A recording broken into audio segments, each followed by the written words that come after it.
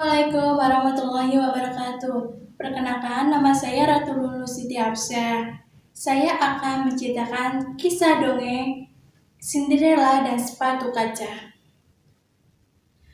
Dahulu kala, tinggallah seorang gadis cantik bersama dua orang kakak dan ibu tirinya. Sejak ayahnya meninggal, ia diperlakukan seperti seorang pembantu. Dipaksa untuk menuruti segala permintaan ibu dan kedua kakak tirinya. Meskipun begitu, Cinderella tetaplah seorang gadis yang baik hati. Ia tetap menyayangi kedua kakak dan ibu tirinya. Suatu hari, istana akan mengadakan pesta dansa. Undangan pun disebar hingga ke pelosok desa. Pesta dansa ini bertujuan untuk mencari gadis yang akan menjadi permaisuri pangeran.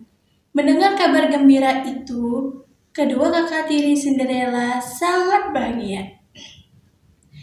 Ibu, tolong pilihkan aku gaun yang paling cantik untuk menghadiri pesta dansa di istana malam nanti, ujar kakak sulung. Aku juga ibu, belikan aku gaun yang baru. Aku tak ingin pangeran kecewa saat berdansa denganku, timpal kakak kedua. Mendengar putrinya berceloteh ria, Ibu menjawab, tentu saja, ibu akan membelikan baju yang bagus untuk pesta nanti malam. Cinderella yang sedang menyapu terlihat sangat bahagia. Dalam hatinya, ia juga ingin pergi ke pesta dansa di istana. Ia pun berkata kepada ibu tirinya, Ibu, tolong izinkan aku untuk pergi ke pesta dansa. Aku tidak butuh gaun baru.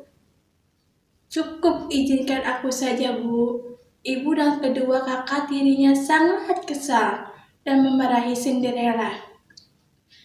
Sang ibu berkata, "Tidak bisa, kau di rumah saja." Mendengar itu, Cinderella pun terdiam. Harapannya untuk bertemu dengan pangeran meskipun begitu, ia tetap ikhlas menjalani perlakuan ibunya. Hingga tibalah waktu pesta dansa, ibu dan kedua kakak tirinya sudah bersiap pergi ke istana. Mereka memakai gaun terbaik dengan sepatu dan dandanan yang cantik. Sedangkan Cinderella hanya bisa menatap kepergian mereka dari balik jendela. Ketika Cinderella sedang bersedih, tiba-tiba terdengar suara wanita cantik. Tenanglah, Cinderella. Kau akan mengikuti pesta dansa malam ini. Jangan khawatir, aku yang akan membantumu. Cinderella terkejut. Kau siapa? Wanita cantik itu menjawab pelan. Aku peri kayangan. Kemarilah. Dengan senyum yang menawan, peri itu memutar-putar tongkatnya di depan Cinderella. Seketika, Cinderella berubah seperti seorang putri kerajaan. Ia memakai gaun yang bagus, mahkota emas, wajah yang cantik jelita. Seketika, sepasang sepatu kaca Cinderella pun nampak bahagia. Terima kasih, Pri, tapi bahagia bagaimana caranya agar aku bisa pergi ke istana itu? Aku tidak punya uang untuk menyewakan kereta, ujar Cinderella. Dalam sekejap, peri cantik itu menghadirkan pengawal dan kereta kuda untuk Cinderella. Kau bisa menaiki kereta kuda ini. Ingat, pengaruh sihir ini akan menghilang saat tengah malam. Mendengar itu, Cinderella pun mengangguk dan segera menuju ke istana. Sesampainya di istana, semua terpesona melihatnya. Tidak berhasil mengenali, pangeran pun jatuh cinta. Ia mengajak Cinderella berdansa. Cinderella sangat bahagia. Tiba-tiba, lonceng tengah malam mengelengkuing.